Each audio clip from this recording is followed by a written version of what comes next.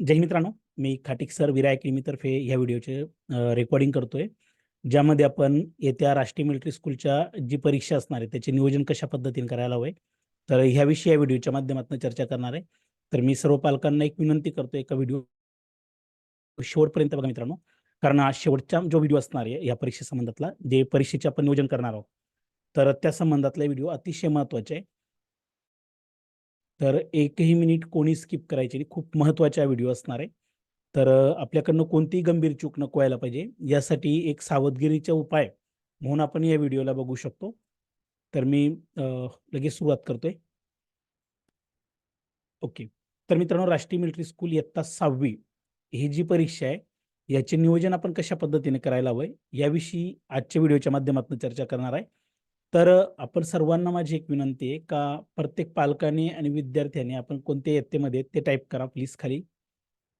आपलं पाल्य कोणत्या इयत्तेमध्ये, म्हणजे मला एक आयडिया येईल. आणि तुम्हाला बघा, राष्ट्रीय मिलिटरी स्कूल विषयी काही प्रॉब्लेम असतील ह्या वर्षाच्या एक्झाम विषयी, जसं बऱ्याच पालकांना हॉल तिकीट डाउनलोड झालेले नाही आहेत त्यांच्या तांत्रिक अडचणींमुळे. तर हॉल तिकीट जर का आपले डाउनलोड नाही झालेले असतील तर त्या संबंधात सुद्धा कमेंट करू शकतात. ठीक आहे. आणि ह्या व्हिडिओच्या माध्यमातून सर्व प्रश्नांची उत्तर मी तुम्हाला देण्याचा प्रयत्न केलेला आहे. मात्र यथावकाश तुमच्या काही अडचणी असतील ज्या व्हिडिओमध्ये माझ्याकडनं कव्हर करणं शक्य झालेलं नसेल, तर तुम्ही खाली कमेंट बॉक्सला टाकू शकतात. मी नक्की त्यांना रिप्लाय देण्याचा प्रयत्न करणार आहे. तर आपण सुरुवात करूया. राष्ट्रीय military school class 6 time management आपण कसं करायला हवंय. तर 5 मुद्द्यांविषयी मी चर्चा करणार आहे, ज्यामध्ये सर्वात आधी आपण परीक्षेचे स्वरूप समजून घेऊया का परीक्षेचे स्वरूप कशा पद्धतीचे असणार आहे. तर मित्रांनो, जी परीक्षा असणार आहे राष्ट्रीय मिलिटरी स्कूलची, ही वस्तुनिष्ठ परीक्षा असणार आहे. बरोबर, जर आपण फॉर्म भरलेले असतील तर आपल्याला कल्पना जी असणार आहे का राष्ट्रीय मिलिटरी स्कूलच्या पेपर परीक्षा जी असणार आहे ती 17 डिसेंबरला आहे. तर आपण इयत्ता 6वीचे जो पेपर असणार आहे त्या संबंधात मी चर्चा करणार आहे. आणि याच्यातले बरेचसे मुद्दे तुम्हाला इयत्ता 9वी साठी जरी तुम्ही एक्झाम देत असाल तरी सुद्धा तुम्हाला कामात येतील. तर इयत्ता 6वीचे जे परीक्षेचे स्वरूप आहे, एकत्रित परीक्षा वस्तुनिष्ठ स्वरूपाची, ज्याला आपण MCQ टाईपची प्रश्नपत्रिका म्हणतो, आणि पेपर ऑफलाईन असणार आहे. जरी आपण फॉर्म ऑनलाईन भरलेले असतील तरी आपलं पेपर जो असणार आहे तो ऑफलाईन असणार आहे. जे आपण परीक्षेचे केंद्र निवडलेलं आहे त्या ठिकाणी आपली ऑफलाईन पेपर असणार आहे. माध्यमिक परीक्षेच्या साधारणतः इंग्रजी आणि हिंदी, म्हणजे प्रश्नपत्रिका तुम्हाला द्विभाषेमध्ये असणार आहे. वर प्रश्न इंग्रजीत असणार आहे, त्याच्या खाली भाषांतर हिंदीमध्ये केलेलं असेल. मात्र ज्यावेळेला तुम्ही प्रश्नपत्रिका सोडवणार आणि एखाद्या प्रश्नाविषयी जर का तुमच्या मनात संभ्रम निर्माण झाला त्याच्या अर्थावरून, का त्याचा अर्थ आपल्याला कळत नसेल हिंदीमध्ये, तर तुम्ही इंग्रजीत तो प्रश्न वाचन करा. एखाद्या वेळेला शक्यतो विज्ञानाचे प्रश्न असतात किंवा काही गणित वगैरे सारखे विषय असतात, तर त्याच्या आपल्याला अर्थ लागत नाही हिंदीमध्ये, तर तुम्ही इंग्रजीतनं सुद्धा त्या प्रश्नाचे वाचन करू शकतात. आणि समजा दोघं ठिकाणी तुम्ही अर्थामध्ये संभ्रमात असाल तर इंग्रजीचा जो अर्थ असणार आहे ना तो अंतिमता ग्राह्य धरला जाणार आहे. त्याच्यामुळे शक्यतोवर इंग्रजीमध्ये तुम्ही पेपर देण्याचे प्रयत्न करा. मात्र जर इंग्रजीत समजत नसेल तर तुम्ही हिंदीतनं समजू शकतात, किंवा हिंदीत समजत नसाल तर तुम्ही इंग्रजीतनं सुद्धा त्या प्रश्नाचे वाचन करू शकतात त्या ठिकाणी. आणि पेपराचे जे स्वरूप आहे त्याच्यामध्ये एकूण 200 प्रश्न आहेत 200 गुणांसाठी. म्हणजे आपल्याला जे आता पेपर असणार आहे, तर ऑब्जेक्टिव्ह टाईपचे पेपर आहे, त्याच्यामध्ये 200 प्रश्न असणार आहेत आणि 200 गुण त्या प्रश्नपत्रिकेमध्ये असणार आहेत. त्याच्यानंतर वेळ जी असणार आहे ती 2.5 तासामध्ये विद्यार्थ्याला कोणतीही मध्ये विश्रांती न घेता 200 प्रश्न सोडवायचे आहेत. परीक्षा 17 डिसेंबर 2023, म्हणजे आताची येती जी 17 डिसेंबर आहे 2023 रविवारच्या दिवशी असणार आहे. साधारणतः 7:30 वाजता रिपोर्टिंगचा टाइम असणार आहे. तर त्या हिशोबाने आपण परीक्षा केंद्रावर प्रश्न खूप गरजेचे आहे. त्याबद्दल सुद्धा मी तुम्हाला महत्त्वाची माहिती सांगणार आहे. तर लक्षात ठेवा, 17 डिसेंबर 2023 राष्ट्रीय मिलिटरी स्कूलचे पेपर आहेत. ज्या पालकांनी किंवा ज्यांच्या विद्यार्थ्यांनी फॉर्म भरलेले असतील, काळजीपूर्वक पालकांनी हॉल तिकीट डाउनलोड करा. मात्र काही तांत्रिक अडचणींमुळे मध्ये हॉल तिकीट डाउनलोड नाही झाले असतील, एखाद्या विद्यार्थ्याचे सर्व्हर प्रॉब्लेम असणार आहे, वेबसाईटचे प्रॉब्लेम असणार आहे, तर त्या ठिकाणी आपल्याला काय काळजी घेता येईल. जर का तुमच्याकडे हॉल तिकीट नसतील तर त्याला पर्यायी मार्ग काय काय, तर त्याविषयी सुद्धा व्हिडिओमध्ये मी नक्की चर्चा करणार आहे. तर अगदी व्यवस्थित व्हिडिओ बघा मित्रांनो, एक एक मुद्दा याच्यातला समजून घ्या. तर परीक्षेचे स्वरूप आपण बघून घेतलेलं आहे का ऑब्जेक्टिव्ह टाईपचे पेपर आहे, ऑफलाईन पेपर आहे, माध्यम आहे इंग्रजी आणि हिंदी असं मिक्स लँग्वेज, म्हणजे दोन्ही भाषेमध्ये आपल्याला प्रश्नपत्रिका असणार आहे. म्हणजे प्रश्न वर इंग्रजीत असणार आहे, त्याच्या खाली हिंदीमध्ये भाषांतर केलेलं असणार आहे. 200 प्रश्न असणारे, कालावधी असणारे 2.5 तास, मध्ये कोणतीही विश्रांती वगैरे राहणार नाहीये. बरोबर. त्याच्यानंतर वेळ जी असणार आहे 2 तास 2.5 तासाचा पेपर असणार आहे. परीक्षा येत्या 17 डिसेंबरला असणार आहे. बरोबर. त्याच्यामुळे हॉल तिकीट अगदी घाईगडबड शेवटच्या दिवसांमध्ये डाउनलोड नका करा. लवकरात लवकर हॉल तिकीट डाउनलोड करून घ्या. जर अडचण येत असेल, जर का तुमच्या हॉल तिकीट डाउनलोडच होत नसेल, काही सर्व्हर प्रॉब्लेम असणार आहे, तर त्यावेळेला आपण काय काळजी घ्यायला पाहिजे याविषयी सुद्धा मी चर्चा करतोय. दुसरा पॉईंट असणार आहे आपला अभ्यासक्रम काय असणार आहे या परीक्षेतला. ठीक आहे. तर अभ्यासक्रम जो आहे मित्रांनो, त्याच्यामध्ये साधारणतः 4 विषय आहेत. ज्यामध्ये इंग्रजी असणार आहे. इंग्रजी विषय जो आहे त्याच्यामध्ये 50 प्रश्न असतील 50 गुणांना.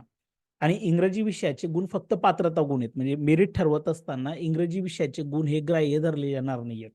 म्हणजे मेरिट जे ठरेल ते जनरल नॉलेज, इंटेलिजंट टेस्ट आणि मॅथेमॅटिक्स, त्याला आपण अंकगणित वगैरे म्हणतो. या 3 विषयांशी मेरिट ठरणार आहे. इंग्रजी विषयाचे गुण जे आहेत ते 50 प्रश्न 50 गुणांसाठी आहेत. म्हणजे 35% ची पासिंग आहे आपल्याला फक्त इंग्रजीची. बरोबर? त्याच्यानंतर इंग्रजीचे जास्तीचे गुण हे मेरिट ठरवत असताना ग्राह्य धरले जाणार नाहीयेत.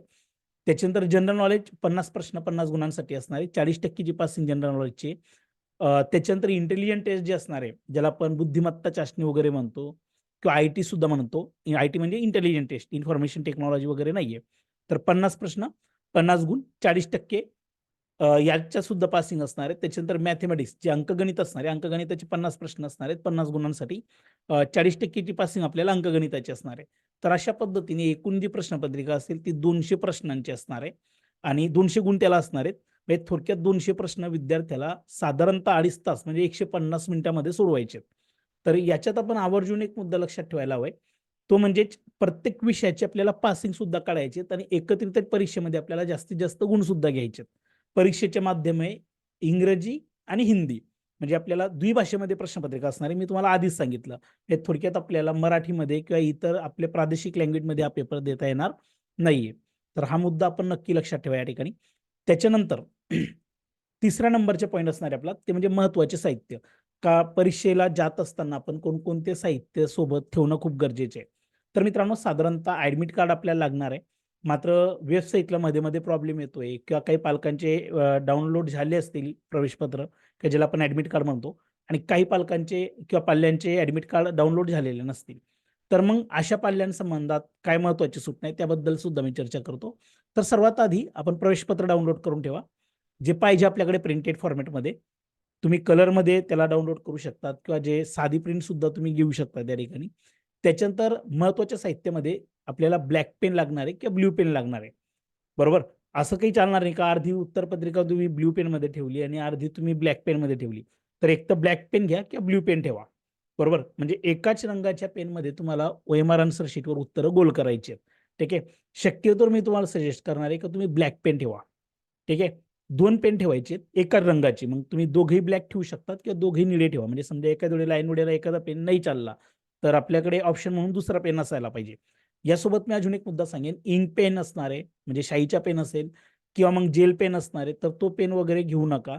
त्याच्यानंतर पेन्सिलने सुद्धा आपल्याला मार्किंग करायची नाहीये. ठीक आहे. आणि यदाकदाही समजा एखाद्या वेळेला विद्यार्थी चुकला, त्याला गोल करत असताना समजा त्याला बी गोल करायचं होतं, नजर चुकीने त्याच्याकडनं डी झालं. बरोबर? तर 2-2 गोल त्या ठिकाणी ग्राह्य धरले जाणार नाही. त्या प्रश्नाचे 0 गुण देण्यात येणार आहेत. बरोबर? तर त्याच्यामुळे पेन जो असणार आहे, काळा पेन ठेवा. शक्यतोवर खाडाखोड व्हायला नको पाहिजे, ही सुद्धा आपण काळजी घ्यायला पाहिजे. त्याच्यानंतर घड्याळ अवश्य ठेवा सोबत, कारण आपल्याला वेळ समजत नाहीये आणि परीक्षा केंद्रावर आपल्याला लगेच कोणी वेळ सांगणारा नसतो. तर माझे एक सजेशन असणार आहे, की तुम्ही घड्याळ असू द्या सोबत आणि घड्याळ ठेवत असताना साधी घड्याळ ठेवा, जी नंबरची घड्याळ असते. स्मार्ट वॉच वगैरे ठेवायची नाही, म्हणजे ज्याच्यामध्ये WhatsApp असणार आहे किंवा ब्लूटूथ वगैरे असणार आहे, तर स्मार्ट वॉच ठेवू नका मित्रांनो. साधी घड्याळ ठेवा. बरोबर? म्हणजे कोणी आपल्यावर ऑब्जेक्शन वगैरे घेणार नाहीये. ठीक आहे. तर आधार कार्ड आपल्या सोबत असू द्या.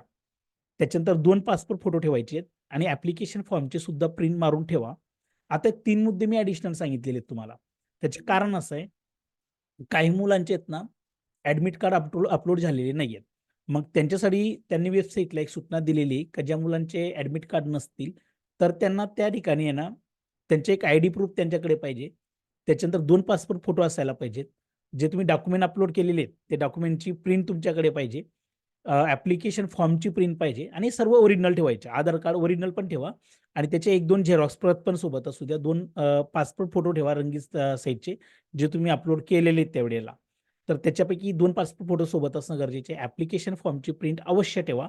बरोबर. आता हे 3 मुद्दे जे आहेत ना, आधार कार्ड, त्याच्यानंतर पासपोर्ट फोटो आणि ॲप्लिकेशन फॉर्मची प्रिंट, हे त्यांनी ज्यांचे जे म्हणू आपण ॲडमिट कार्ड डाउनलोड नाही झालेले त्यांच्यासाठी सूचना दिलेली. परंतु एखाद्या वेळेला तिथले परीक्षक किंवा तिथले जे स्थानिक प्रशासन असेल ते सरसकट सर्व मुलांसाठी ते कंपल्सरी करू शकतं एखाद्या वेळेला. तर त्यावेळेला आपली ऐनवेळेला तारंबळ नको व्हायला पाहिजे आणि गोंधळ नको माजायला पाहिजे. त्यामुळे या सर्व गोष्टी तुमच्या सोबत असू द्या.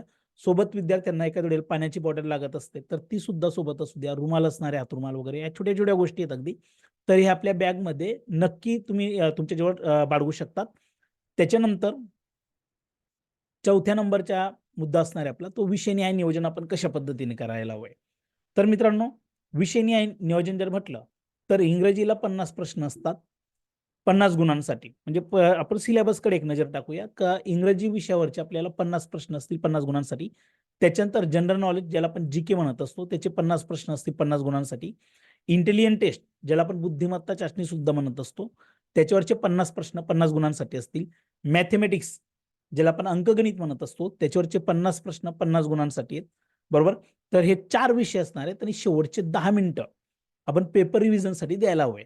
तर मग आता हे 4 विषय जे असणार आहेत, तर एक तर ह्याच क्रमाने तुम्हाला प्रश्नपत्रिकेमध्ये असतील किंवा एखाद्या वेळेला जर का क्रम चुकला ना, तर माझे सजेशन असं असणार आहे, की सर्वात आधी तुम्ही लँग्वेज जे असणार आहे इंग्लिश विषय, त्याचे प्रश्न सोडवा.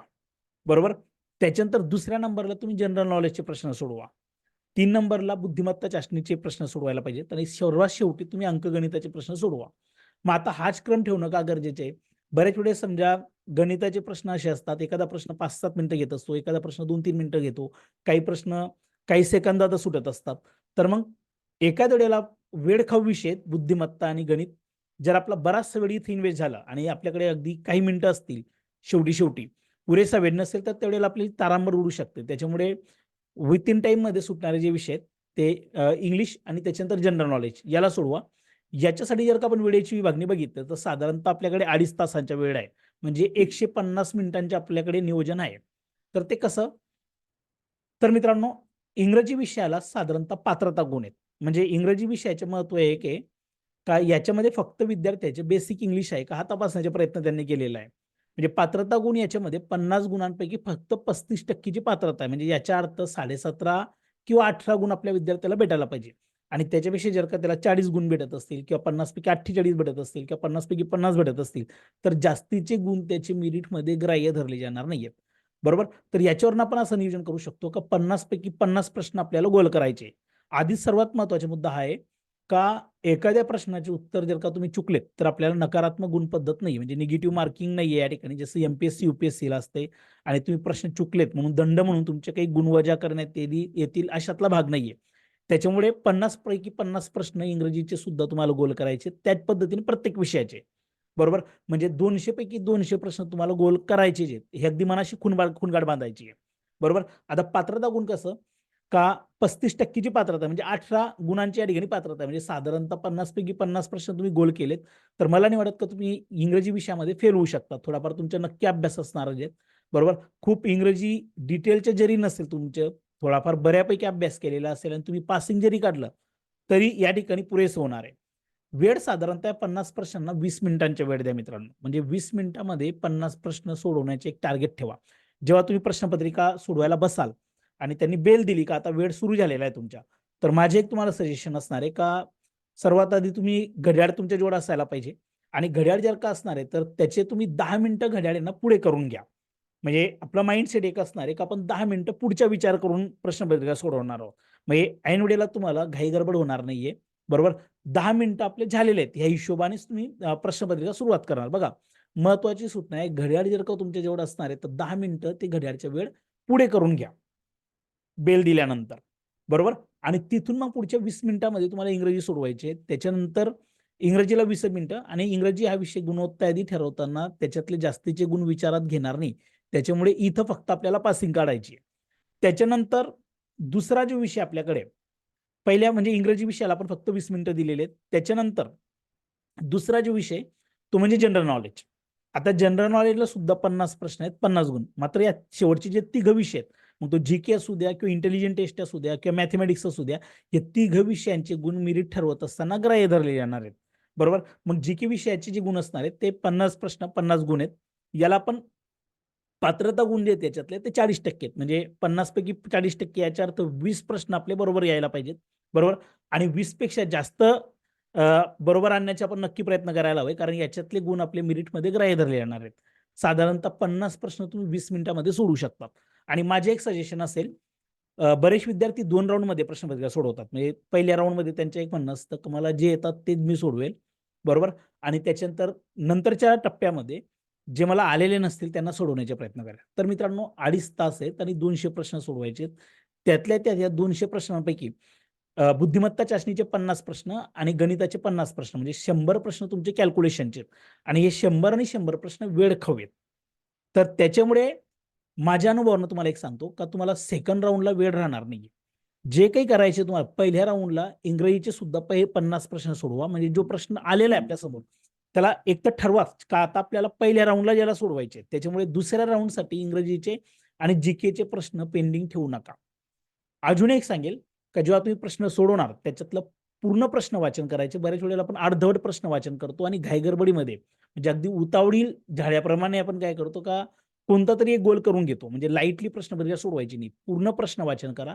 त्याच्यातले 4ही पर्याय पूर्ण वाचा आणि त्याच्यानंतरच योग्य ते उत्तर गोल करा. आणि गोल करत असताना आपली सिरीज चुकायला नको पाहिजे. कुठं? OMR आन्सर शीटवर जेव्हा तुम्ही गोल करतात, बऱ्याच वेळेला समजा आपल्याला पहिल्या प्रश्नाचे उत्तर सी द्यायचे असेल उदाहरणादाखल, तर आपण पहिल्या प्रश्नाचे उत्तर सी न करता डी करून घेतो, किंवा पहिल्या प्रश्नाचे गोल करायचे त्याऐवजी आपण दुसऱ्या प्रश्नाचे गोल करून घेतो आणि आपली बरोबर ती पूर्ण मालिका चुकत असते. तर तसं व्हायला नको पाहिजे, याची सुद्धा काळजी नक्की घ्या. इथं लक्षात ठेवा, जनरल नॉलेज आणि इंग्रजी या दोघही विषयांच्या पहिल्या राऊंडलाच पूर्ण प्रश्न गोल करत चला. ठीक आहे. दुसरा राऊंड या दोघं विषयांना घेऊ नका अजिबातच. त्याच्यानंतर जनरल नॉलेजला मी 20 मिनिटं म्हटलेले आहेत. म्हणजे बघा, पहिल्या 40 मिनिटांमध्ये तुमचे इंग्रजीचे आणि जनरल नॉलेज ह्या दोघही विषयांचे प्रश्न संपायलाच पाहिजेत. आणि नंतर राहतो विषय मग आता 110 मिनिटांच्या, कारण 150 मिनिटांचे आपलं नियोजन आहे. पहिल्या 20 मिनिटांमध्ये इंग्रजी, दुसऱ्या 20 मिनिटांमध्ये जनरल नॉलेज, 40 मिनिटांमध्ये हे 100 प्रश्न गोल करायलाच पाहिजे. याच्यापैकी एकही प्रश्न तुम्हाला पेंडिंगला ठेवायचा नाहीये, बरोबर, कारण नंतर आपल्याला जास्तीच्या वेळी इन्व्हेस्ट करायचे तो म्हणजे इंटेलिजंट टेस्ट आणि मॅथमॅटिक्सला. कारण हे दोघे विषय जे आहेत ना, तुम्ही ठरवलं तर 100 पैकी तुम्ही 95च्या वर मार्क्स या दोघं विषयांमध्ये घेऊ शकतात. तर याच्यात बघा आता इंटेलिजंट टेस्ट जो आहे याच्यामध्ये एकत्रित जे गुण आहेत ते 50 गुण 50 प्रश्न, याच्या सुद्धा पात्रता गुण 40% आहेत. म्हणजे याच्या अर्थ फक्त आपल्याला 20 मार्क्स घ्यायचे नाहीत, आउट ऑफ मार्क्स घेण्याचे आपला प्रयत्न पाहिजे इंटेलिजंट टेस्टमध्ये. तर 50 प्रश्न 50 गुण. इथं वेळ द्या मित्रांनो 40 मिनिटे. म्हणजे 40 मिनिटांमध्ये तुम्ही 50 प्रश्न सोडवायला पाहिजे. इंटेलिजंट टेस्टचे प्रश्न फार काही कठीण नाही आहेत.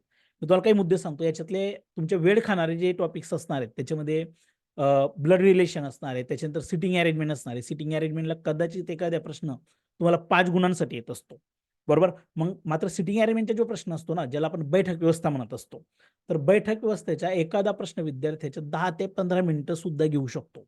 आणि जसा जसा वेळ वाढत जाईल तुमच्या तसं तुमच्यावर डिप्रेशन येत असेल, वेळेच्या तुमच्यावर दबाव येऊ शकतो. त्याच्यामुळे एक म्हणेल का असे काही प्रश्न असतात बुद्धिमत्ता चाचणीमध्ये आणि गणितामध्ये पण, का एखादा प्रश्न आपल्याला अर्धा अर्धा तास सुद्धा सुटत नाहीये. तर त्या प्रश्नावर खूप जास्त वेळ इन्व्हेस्ट करूच नका. अगदी म्हणजे ठरवून घ्यायचं का बुद्धिमत्ता चाचणीचा एखादा प्रश्न पहिला ट्राय करायचा, दुसरा ट्राय करायचा, त्याच्यानंतर म्हणजे 2 ते 3 मिनिटांच्या वर कोणत्याही प्रश्नावर तुम्ही वेळ खर्च घालायला नको. म्हणजे आपल्याला समजून जातं काय हा प्रश्न आपल्याकडनं किती वेळात सुटू शकतो. जर खूप प्रयत्न केल्यानंतर मग 2 ते 3 मिनिटांनंतरही तो प्रश्न सुटत नसेल, तर त्या प्रश्न क्रमांकावर गोल मारा आणि पुढे निघा. गोल मारा म्हणजे काय? त्या प्रश्न क्रमांकावर गोल मारा आणि शेवटच्या 5-10 मिनिटांमध्ये जर का तो सुटण्यासारखा असेल, तर तुम्ही त्यावेळेला तुम्ही त्याला सोडवू शकतात. ठीक आहे.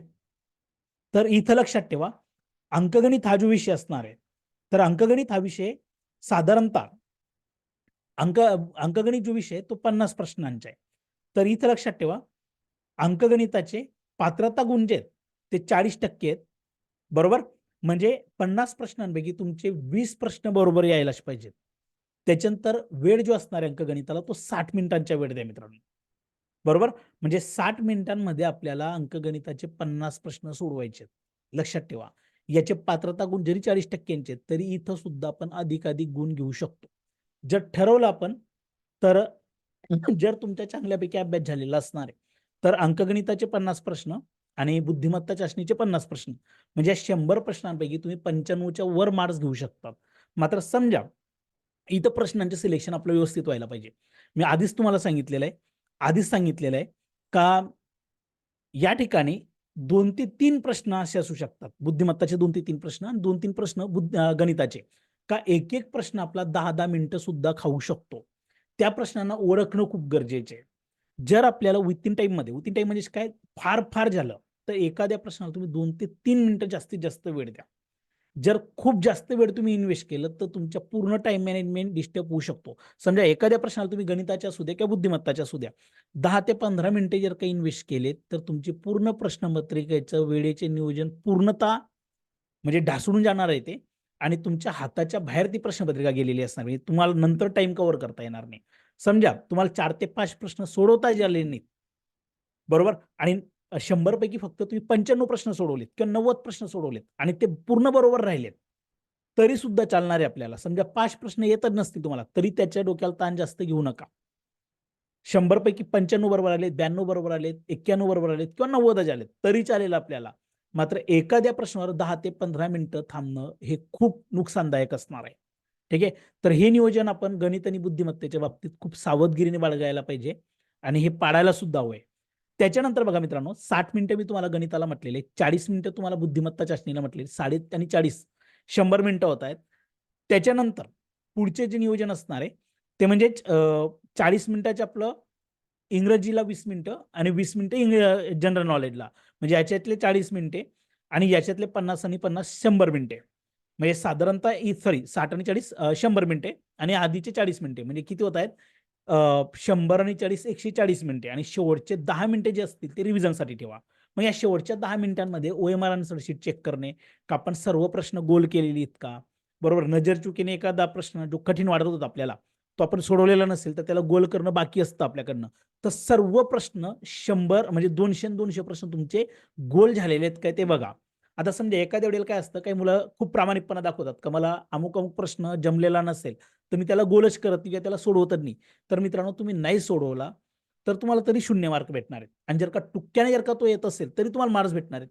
तर पूर्ण प्रश्न सोडवा. कारण नकारात्मक गुण पद्धत नाही. म्हणजे तुम्हाला खुणगाठ बांधावीच लागेल का 200 पैकी 200 प्रश्न मला सोडवायचे आहेत.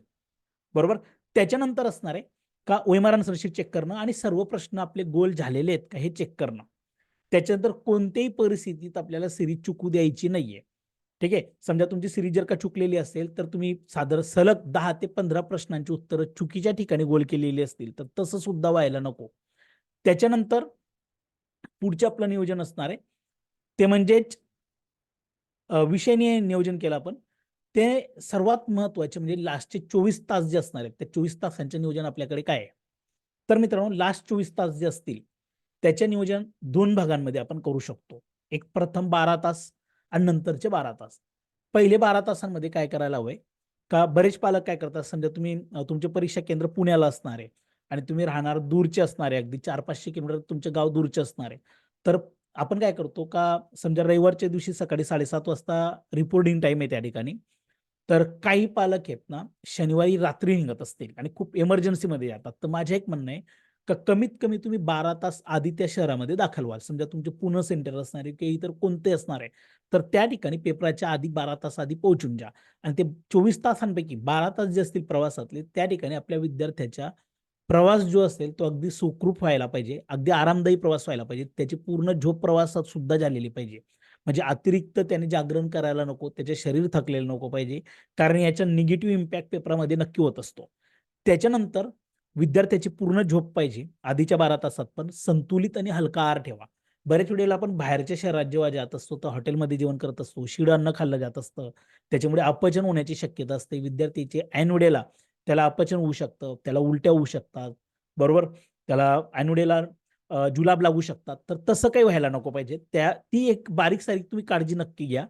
त्याच्यानंतर नंतरचे 12 तास जे असणार आहेत, ते नंतरचे 12 तास जे असतील त्याच्यामध्ये सुद्धा पुरेशी आणि गाढ झोप व्हायला पाहिजे विद्यार्थ्याची. साधारणतः ज्या दिवशी आता समजा तुमच्या सकाळी 7:30 वाजता पेपर आहे रविवारच्या दिवशी, तर शनिवारच्या रात्री तुमची साधारणतः 7 ते 8 तासाची गाढ झोप झालेलीच पाहिजे. त्याच्यानंतर एक्झामची बॅग तुम्ही आदल्या रात्री तयार ठेवा. कारण सकाळी तुम्हाला 7:30 वाजता रिपोर्टिंगला पोहोचायचे आहे. म्हणजे परीक्षा केंद्रावर 1 तास आधी आपण पोहोचायला पाहिजे. हे साधारणतः 6:30 वाजेपर्यंत आपलं जे परीक्षा केंद्र आहे त्याच्यावर तुम्ही पोहोचून जायलाच पाहिजे. लक्षात ठेवा, हे चुका बिलकुल करायच्या नाहीत. कारण अगदी सकाळी आपल्याला जिथं आपण राहतोय शक्यतो तुम्ही लॉज करा शनिवारी तिथं पोहोचून. बऱ्याच वेळेला आपण काय करतो का रेल्वे स्टेशनवर झोपत असतो, बस स्टँडवर झोपत असतो, बरोबर? आणि विद्यार्थ्याची झोप होत नाही. येते लक्षात. तो थकल्या मानसिकतेमध्ये तो पेपर देत असतो आणि साहजिकच त्याला चांगला पेपर जात नाही, कारण त्याची मानसिक स्थिती व्यवस्थित नसते. तर शेवटच्या 24 तासातली मानसिक स्थिती विद्यार्थ्याची आपल्याला सांभाळायची आहे. त्याचा चिडका स्वभाव नको यायला पाहिजे, बरोबर? त्याच्यानंतर त्याला आपण अनावश्यक त्या ठिकाणी त्याला अगदी रागवायचे नाही विद्यार्थ्याला छोट्या गोष्टींवरनं, बरोबर? कारण त्याच्या माइंडसेट डिस्टर्ब व्हायलाच नको पाहिजे मित्रांनो. शेवटचे 12 तासामध्ये त्याची पुरेशी झोप पाहिजे. एक्झामची बॅच जी असणार आहे, ते मुलं लहान आहेत, ते काहीतरी चुका करतीलच. त्यांना परीक्षेचं बोधरेशन असतं, बरोबर? परीक्षेचं त्यांच्यावर एक दडपण पण असतं. तर त्याच्यामुळे ते काही सिली मिस्टेक करू शकतात. उदाहरणार्थ एक्झाम बॅगमध्ये प्रवेशपत्र तुम्ही रात्रीच पॅक करून ठेवून द्यायचं. जे मी तुम्हाला साहित्य सांगितले ते बघा इकडं. एक्झाम बॅग जी बॅग असणार आहे, जी परीक्षा देत असताना त्याच्यासोबत आपण घेऊन जाणार आहोत, त्यामध्ये ॲडमिट कार्ड आहे का? ते रात्री पॅक करून ठेवा. त्याच्यानंतर ब्लॅक पेन, 2 ब्लॅक पेन ठेवा. कारण ऐन परीक्षेच्या ठिकाणी आपण आपली एक नियोजन असतं, की मी परीक्षेच्या केंद्रावर जाईल आणि तिथल्या कोणत्यातरी स्टेशनरीच्या दुकानावरनं ते पेन घेईल. मात्र त्यावेळेला तिथं आजूबाजूला स्टेशनरीची दुकान नसेल, किराणा दुकान नसेल, तर मग मात्र तुमची तारांबळ उडू शकते ऐन वेळेला आणि तो पूर्ण माइंडसेट डिस्टर्ब होऊ शकतो. त्याच्यामुळे आदल्या रात्रीच पेन वगैरे घेऊन ठेवा. घड्याळ, Aadhaar card, 2 passport photo, application फॉर्मची प्रिंट आणि पाणी बॉटल आणि याच्या व्यतिरिक्त तुम्हाला ज्या आवश्यक गोष्टी वाटत असतील त्या सुद्धा नक्की ठेवा तुम्ही. शक्यतोवर अजून 1 दिवस आधी बॅगमध्ये विद्यार्थ्याला सकाळी आता 7:30 वाजता रिपोर्टिंगच्या टाईम आहे आणि सकाळी 7:30 वाजता तुमच्याकडे नाश्ता वगैरे अवेलेबल नसेल, तर शनिवारच्या रात्रीच विद्यार्थ्यांना काही फळं वगैरे घेऊन ठेवा. जसं ॲपल असणार आहे, त्याच्यानंतर केळी वगैरे असणार आहे, ठीक आहे. तर हलका आहार नक्की द्या त्याला नाश्ता वगैरे म्हणून. कारण सकाळी विद्यार्थ्याला भूक लागू शकते, ठीक आहे. लहान मुलं आहेत ते. तर ह्या गोष्टींची आपण काळजी घ्या. त्याच्यानंतर पाण्याची बॉटल त्याची तयार करून ठेवा अगदी. त्याच्यानंतर शेवटचे जे 3 तास असणार आहे, हे खूप खूप महत्वाचे आहेत मित्रांनो. म्हणजे समजा आता 7:30 वाजता त्याला जायचे समजा परीक्षेला रिपोर्टिंगला, 6:30ला तिथं पोहोचायचे. तर साधारणतः पालकांनी खूप लवकर उठायचे, म्हणजे रात्री लवकर झोपायला लावा त्यांना. म्हणजे शनिवारच्या दिवशी 10 वाजेनंतर विद्यार्थ्याला जागरण करू नका द्या. तो म्हणत असेल मला अभ्यास करायचा माझी रिव्हिजन राहिलेली आहे. तर त्या नांदी लागायच्या नाही. 10 वाजता त्याला झोपायला लावा आणि सकाळी बरोबर 5 वाजेपर्यंत त्याला झोपेतनं उठवा. म्हणजे त्याची 7 तासांपर्यंत झोप होईल. 5 वाजेला तुम्ही उठले झोपेतनं, त्याच्यानंतर साहजिकच त्याला नैसर्गिक क्रिया करायला लावायच्या आहेत त्या ठिकाणी, बरोबर? त्याच्यानंतर त्याच्यावर फोकस करा तुम्ही. तुमचे काही मुद्दे राहून गेलेले असतील तरी चालेल. म्हणजे त्याच्या सर्व प्रांतविधी, त्याच्यात अंघोळ करणं असणार आहे, बरोबर? त्याच्या नाश्ता वगैरे असणार आहे, ते सर्व करून ठेवा. त्याच्या नैसर्गिक क्रिया वगैरे तुम्ही स्वतःला सेकंड प्रेफरन्स द्या. कारण आपला विद्यार्थी आपल्यासाठी खूप महत्त्वाचे आहे. त्याच्यानंतर शक्यतोवर त्याला पूर्ण स्नान वगैरे करून लॉजिंग जर का केली तुम्ही, लॉज वगैरे केलेलं असेल, बरोबर? तर या सर्व गोष्टींचा तुम्हाला लाभ घेता येईल, बरोबर? मग त्याची अंघोळ असणार आहे, त्याच्यानंतर त्याचं जे म्हणू आपण त्याची बॅग असणार आहे, बॅग कंप्लीट करणं, ती एकदा परत चेक करणं का त्याच्यामध्ये हॉल तिकीट टाकलेलं आहे का आपण, बरोबर? त्याच्यानंतर आधार कार्ड घेतलेलं आहे का, फॉर्मची प्रिंट घेतलेली आहे का, घड्याळ घेतलेली आहे का, रुमाल घेतलेले आहे का, पाण्याची बॉटल आहे का, या छोट्या-छोट्या गोष्टी तुम्हाला वाटतील. मात्र ह्या गोष्टी मित्रांनो टॉक्सिक ठरत असतात, जर का याचे नियोजन नाही केलं तर. त्याच्यानंतर जेव्हा तुम्ही परीक्षा केंद्रावर पोहोचलेले 1 तास आधी पोहोचा, बरोबर? आणि एक पेपर सुरू होण्याच्या 20 मिनिटं आधी किंवा अर्ध्या तास आधी ना, एक 10-15 मिनिटं विद्यार्थ्याला ध्यान करायला लावा. आणि त्या ध्यान करत असताना त्याला काही गोष्टी कंपल्सरी आठवायला लावा.